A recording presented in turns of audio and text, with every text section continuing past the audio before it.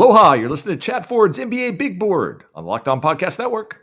The NBA draft is notoriously difficult to accurately predict. Can analytics help us be right more often? Author Seth Partnow is on the pod today to talk about his new book, The Midrange Theory, and to answer questions about how to get better at predicting which prospects will shine in the NBA draft. Let's go.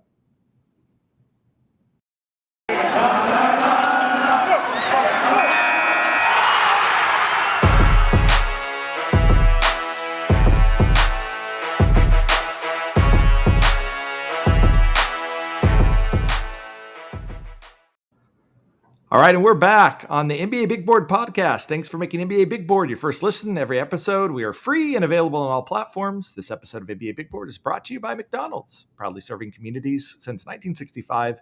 McDonald's has always been more than just a place to get tasty, affordable food. It's an official community center. Big thank you to our friends at McDonald's for always being there. I'm loving it. Seth, welcome to the show. You got a new book coming out this week. It's called The Midrange Game, Basketball's Evolution in the Age of Analytics. Seth is an NBA analyst at The Athletic, former director of basketball research for the Milwaukee Bucks. And we're going to talk some analytics today. Welcome to the show. Thanks. Thanks for having me. You're not the first person to make this mistake, actually, in the media I've done this week, but it's the Midrange Theory, not the Midrange Game. It's Midrange Theory. The title is intended as an homage to one of the first albums I owned actually on CD, which is Tribe Called Quest's The Low End Theory. So that's sort of where it's been kicking around in my mind as what would be a cool name for a basketball project for a number of years, and I finally got to use it. Well, that's embarrassing that I got the name of the book wrong right off the get. Not sure why the mid-range game is what came to mind, but I like that, the mid-range theory as well. It's probably apt for a lot of reasons as we're diving into the analytics. And Seth, I know that there's a lot of things that you can talk about, and you talk a lot about in this book and really lay out the role that analytics plays in a modern NBA front office, which I think there's just so much misinformation out there from the average fan that follows the NBA, even a lot of times from players about what is happening and what isn't happening around analytics. To prep for this, I actually went back. I've read it before, but I rewatched Moneyball, which was the sort of seminal book about analytics in baseball. Got made into a movie with Brad Pitt. Not sure whether the mid-range theory will get Brad Pitt in a movie or not, but it would be it would be great if it did.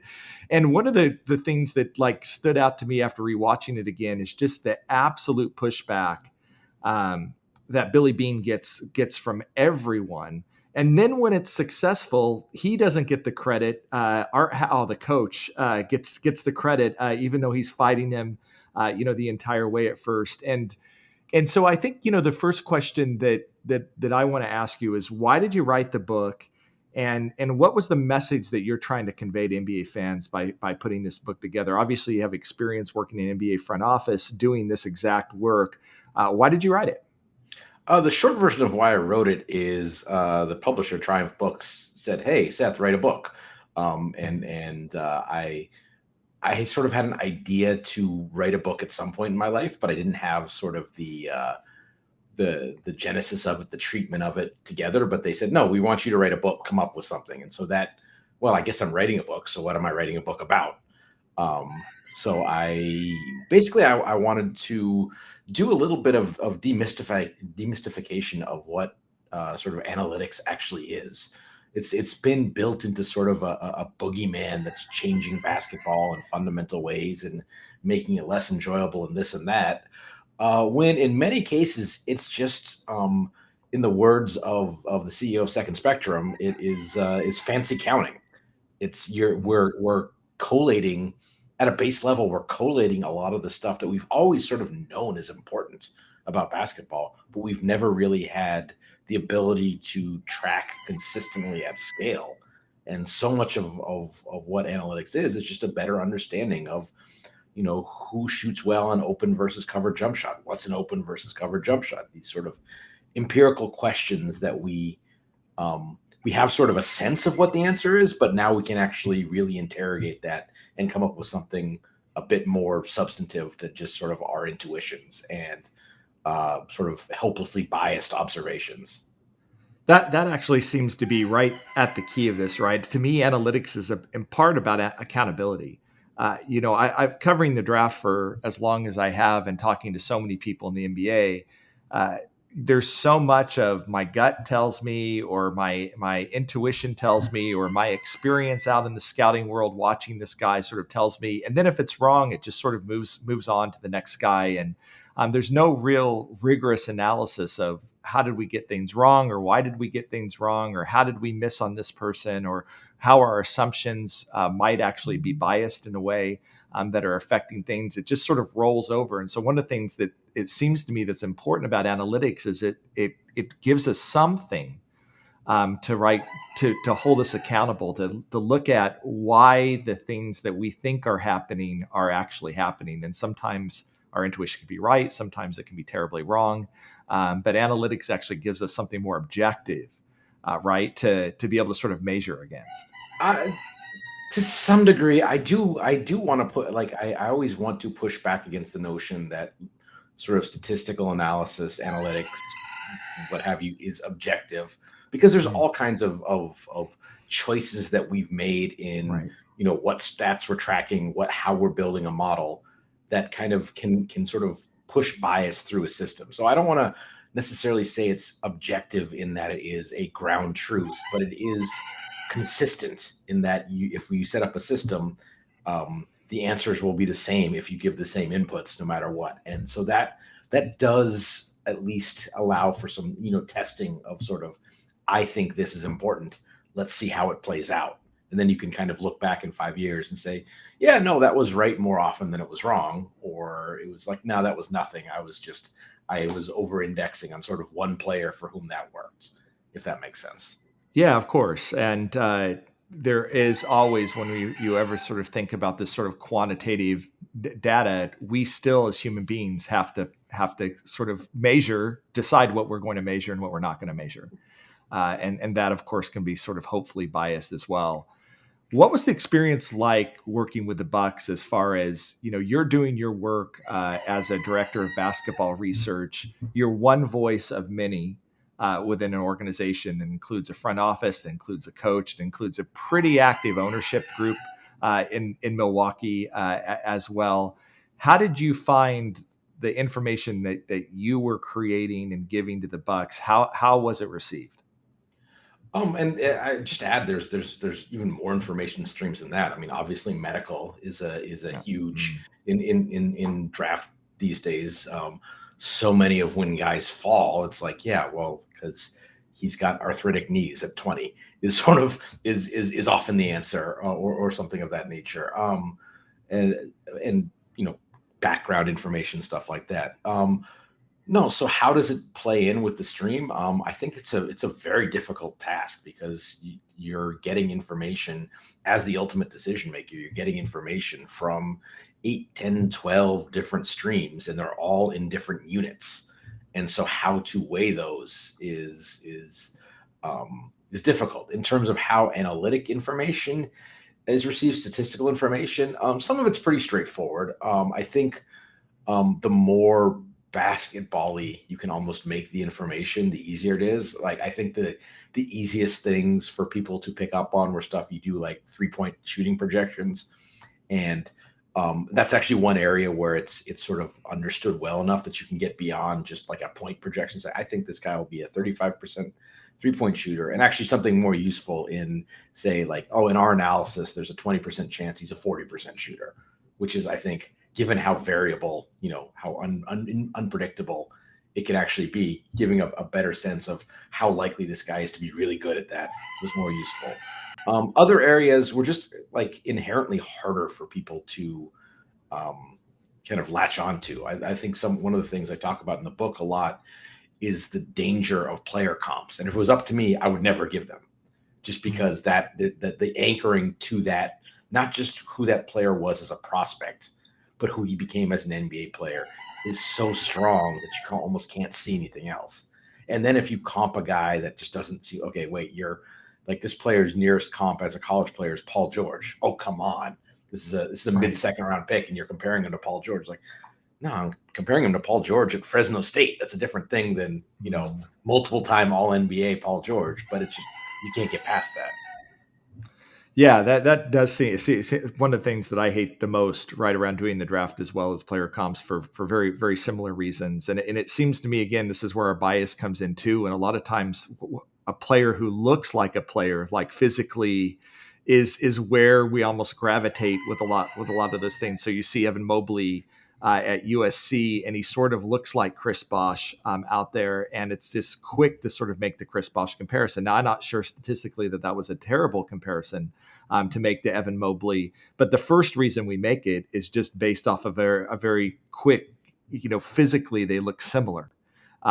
To each other, and so I think it's really really hard to let go of all of that. And I think one of the points that you make in the book too is if we're really doing like statistical comps, a lot of time their statistical comps is a guy that you would never even remember playing college basketball. That's the closest one, and that's not particularly helpful either. Yeah, it's there's so many guys they could be comp to, and you want to be the balance between making a useful comparison and not being overly optimistic about how good the guy is going to be because you're only comparing him to the, it's the. I imagine you're familiar with the World War II plane example of the survivorship bias, where it's all like, oh, these planes, none of the planes that landed with damage ever had hits in the engine, so we don't need to armor the engines. Like, no, those were the planes that crashed. They didn't come back. And so if you're comparing only the players that made it, then you're missing the 75% that this guy might be like that indicate why he might not make it. But that balance is so hard because if you're comparing him and you come up with some guy who graduated from Creighton in 2005, okay, that's who his player comp is. Who's that? It's not useful. One of the things that I thought was fun in your chapter about the draft is I was a little bit surprised at how you kind of led off the chapter, which was essentially, look, the draft is almost impossible to predict, and here's all the reasons and variables that exist that really almost have nothing to do with analytics that just make this so hard. These are human beings that we're trying to project, and here's a litany of things that could go wrong in that process. None of them actually even have to sort of do with analytics, and I think it's one of the things that's so interesting. Having covered the draft for so long and worked on my process and talked to so many teams about their process and their scouting process and how they sort of put it all together, that despite the fact the best scouts that I know, the ones with the best track records, get it wrong on a consistent basis. And I'm not sure that it has anything to actually say about their scouting acumen. This is just a highly unpredictable thing to do, but it's so important to an NBA franchise, especially an NBA franchise in a small market that's trying to rebuild, right? The Bucks aren't there. They are not NBA champions without getting Giannis Antetokounmpo right. And you get that wrong. And he was the 15th player in the draft. So 14 teams decided to go in a different direction with him. And it can have huge ramifications for your franchise. But so much of it is just wildly unpredictable.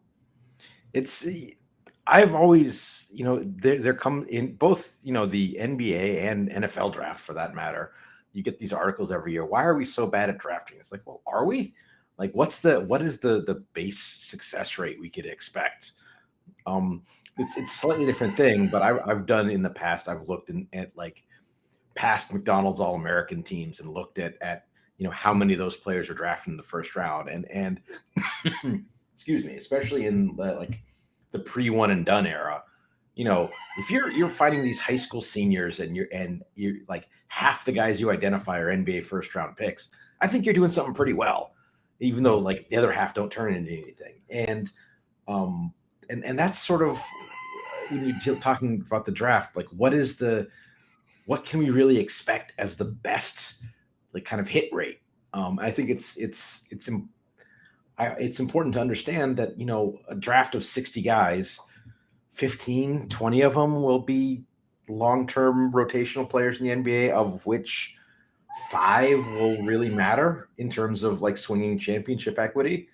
So, the fact that those guys tend to go in the top 10, top 15 indicates they're actually doing pretty well to my to my mind overall. Now, obviously, you want to do better, and the competitive advantage is making those decisions better.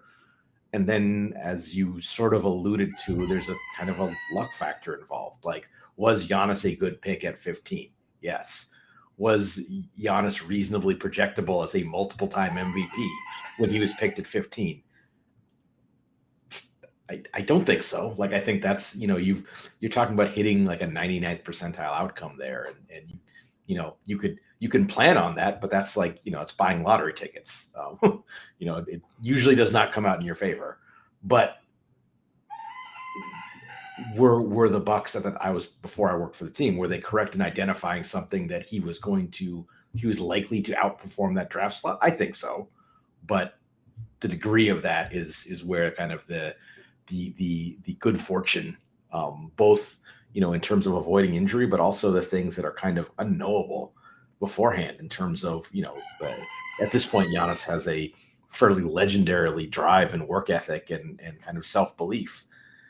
You can sort of understand that in the draft, but how many guys every year in the draft is this guy's a winner or he's a gym rat and they never get better for whatever reason. And so it's like you can look backwards and say, oh, that was knowable, but I don't know that it was. Okay, when we come back, we'll actually talk about maybe some of the things that we can look at or rely on that might actually be helpful in helping us get better at projecting the NBA draft. Before we do so, I want to talk about Prize Picks. All right, NBA fanatics, have you heard about Prize Picks? Prize Picks is a daily fantasy made easy. I love this, and I know you will too. Prize Picks has the best NBA DFS prop game on the market. Prize Picks offers more NBA props than any other DFS prop operator and offers all the superstar players as well as bench players, only recording a handful of minutes each game. Prize Picks offers any prop you can think of, from yardage to touchdowns, even interceptions thrown.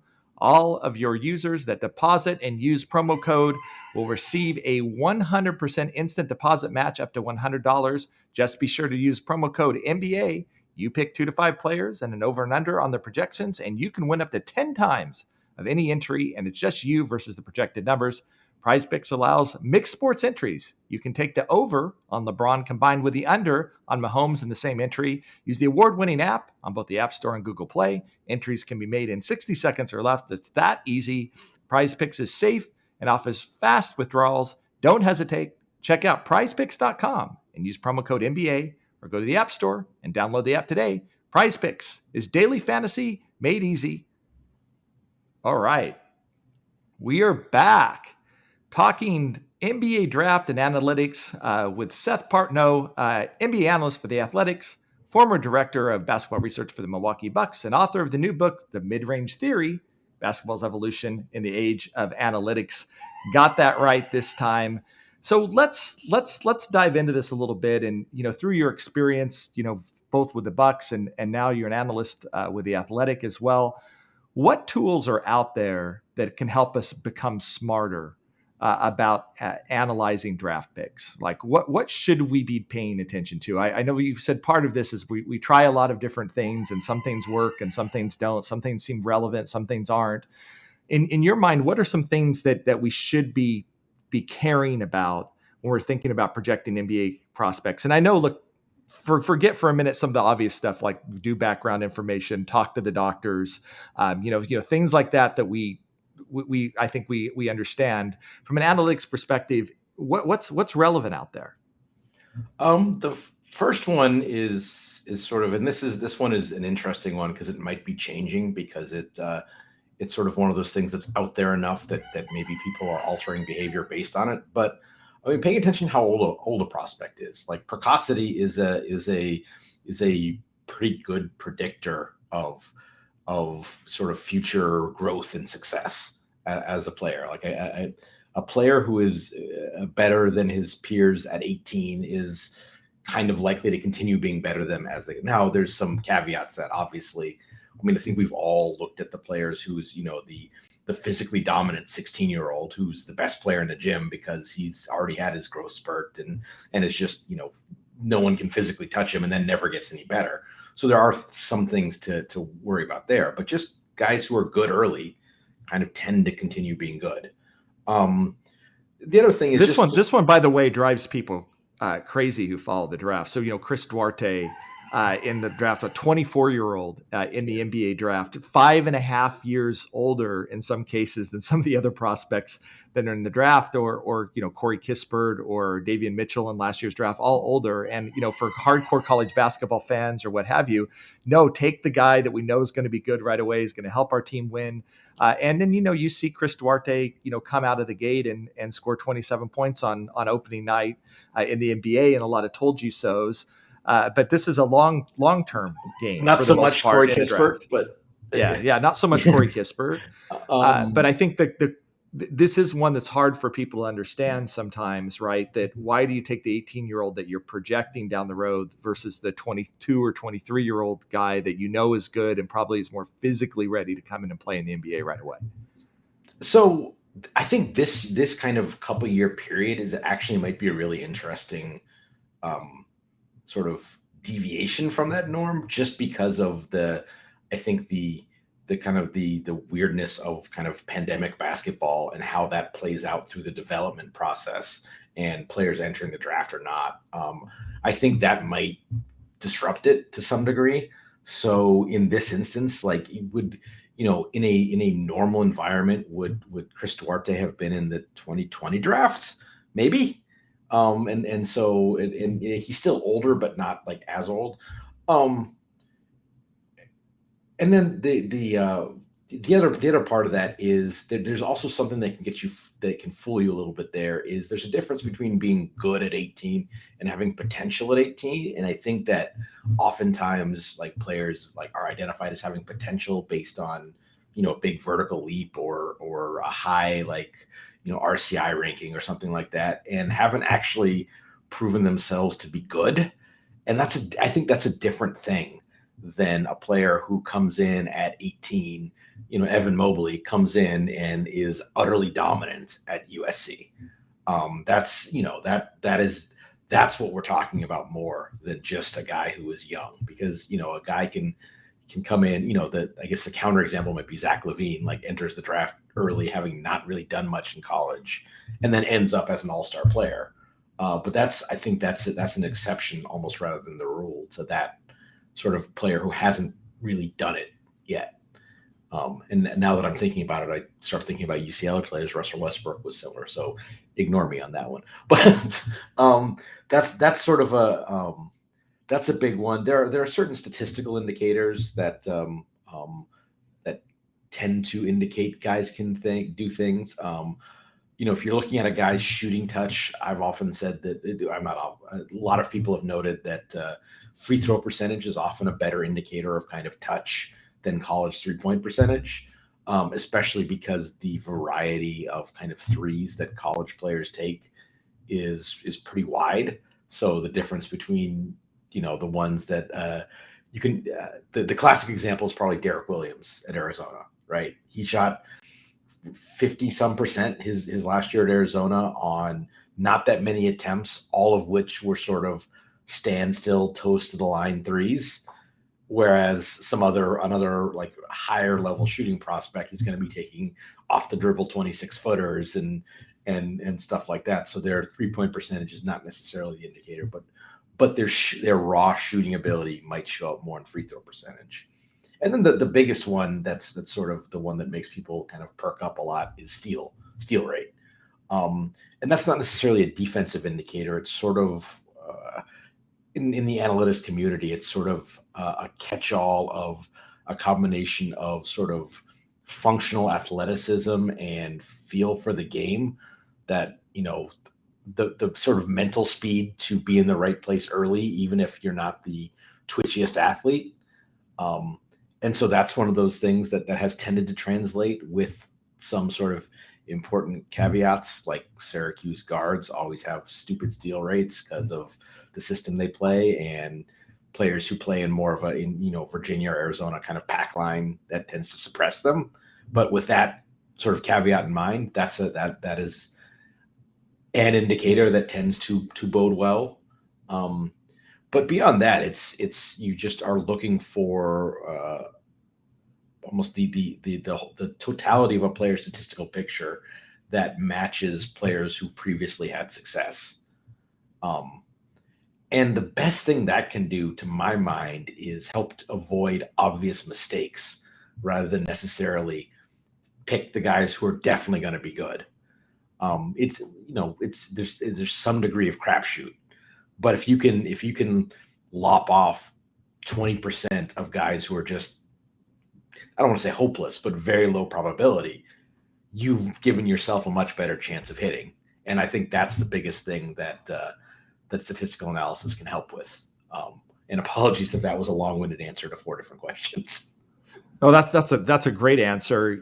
Back when I was at ESPN working with Kevin Pelton, one of the things that I began to notice about his model was, okay, at the top, a lot of times guys would float up at the top that just weren't going to ultimately be NBA players, but there was a line that you could sort of draw and say, below this number, the hit rate goes just dramatically down.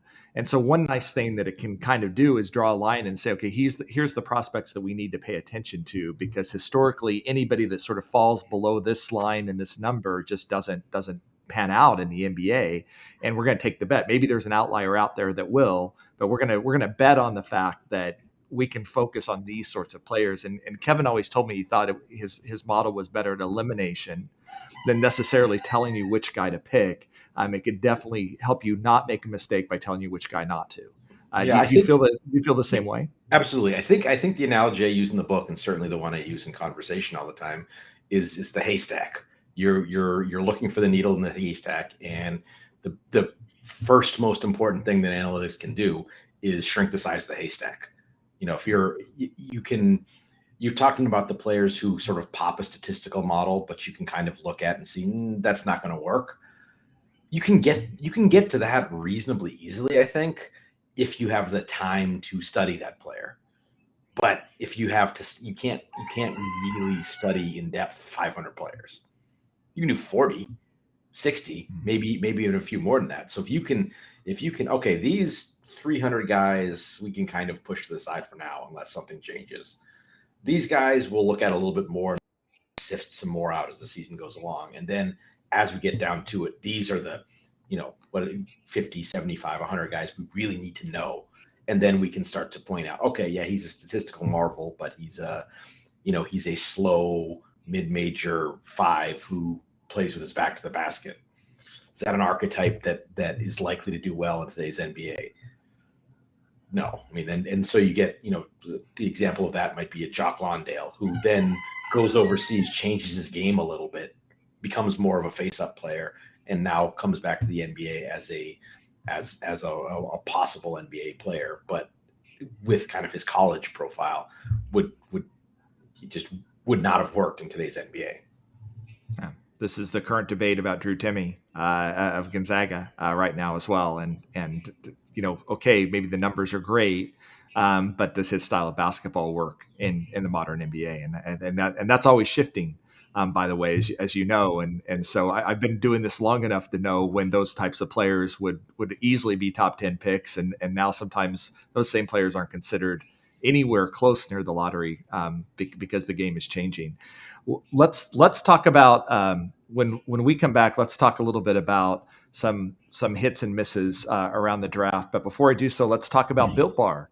There's something for everybody at Built Bar. When you talk to Built Bar fan, they're definitely passionate about their faves. If you don't know the Built Bar flavors, well, you're missing out. There's coconut, cherry barcia, raspberry, mint brownie, double chocolate, salted caramel, strawberry, orange, cookies and cream, German chocolate.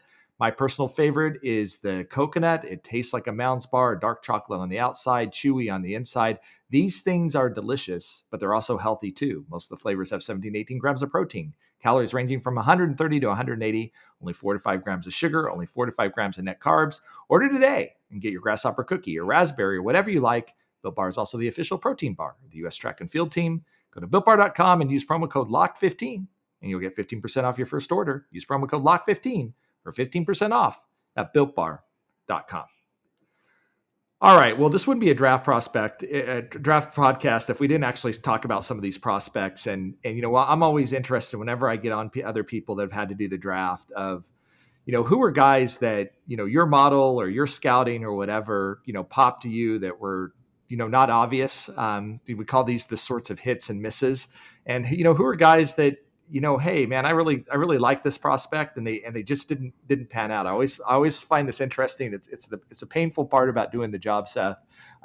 But I'm going to let you dig in. We'll start with maybe a hit or two. Guys that you were really high on, that maybe got drafted lower than they should have in the draft. Is it cheating to say Luka as a guy who, like, I mean, I thought that was like him being the best prospect in that draft. I thought was about as big a no-brainer as you can get. Is it some of the discussion around, well, you're like, well, Mario Hezonja didn't. It's like, well, Mario Hezonja played like 14 minutes in Europe before he came over, and Luka just won Euro League MVP. What are we talking about here? Like, I think that was, but lower down, I think this is one I always come back to because it was sort of the first guy who I was going, let's take a look at this guy when I was started for the Bucks was Kenrich Williams. He's not a great player, but he's been a very solid player, and he was a guy who I believe when at the time he was coming off a broken leg that had caused him to miss a year, but he was a guy who made shots and rebounded the hell out of the ball and was kind of doing a lot of interesting things from a model standpoint, and is maybe not the most athletic player, but even if you from a scouting standpoint, guy who makes a lot of good basketball plays. And I think all those things have kind of translated to being a useful NBA player. And he's kind of a guy, as Oklahoma City is sort of doing their rebuild thing. He's been one of the players on their team that I've sort of thought that a contender who needs kind of a bigger rotation wing type player should see about kind of trying to get, because I think you'd be a pretty useful bench guy for a playoff team. In terms of misses, there's definitely a player type that I've missed on high, and a player type I've missed on low. The player type I've missed on high, the archetype of it is probably Julian Wright. Sort of you're hitting home here. The swing forward that's versatile, but there's a kind of there's versatile in like a Nick Batum sense or maybe an Otto Porter sense where you're versatile, meaning you're good enough at everything that you're pretty good. You're above average or above at everything. And then there's the versatile player who's not actually good at anything, and so can do a lot of different things poorly, and we'll try to do a lot of different things, and we'll do them not like egregiously bad, but none of them well. And I think that's a player type I've tended to miss on in the past. In terms of missing low, and a player type that I'm sort of okay missing low is the sort of one-dimensional scoring guard who kind of, if he is not a high-level shot creator scorer, just doesn't have any other ways of being good. Some of those players will be good, but I'm fine missing on those because I think that, you look at, for every, pick a guy for every guy who sort of makes it from that group. There's how many, Malik Monks or players like that who just sort of never, who okay, he's a 37% 3-point shooter and does nothing else. What does that get us? So that's a player type that I'm very okay to be wrong on, the instance where this is the one guy in 7 who did shoot at that level to make it. Now, people who are doing more kind of traditional scouting, they might have some indicators as to why this guy is going to be where another might, and I have a hard time evaluating that. But that sort of gets back to what you said earlier. If you have a track record and sort of have audited yourself to know that, okay, how often am I right when I think, no, this is the guy who's going to be a shooter? And if you have a good track record of that, and you've been, know when you've hit and when you've missed on that, I think that's a useful piece of information that maybe doesn't work its way into a model, but works its way into sort of the decision process in a meaningful way. But that's a little bit outside my area. So kind of I'll a little bit, okay, prove to me that I should take stock of what you're saying, and then I'll take stock of it, kind of thing. Is this a polite way of saying that if you were the Rockets in the 2021 NBA draft, that Jalen Green would not have been your selection at 2?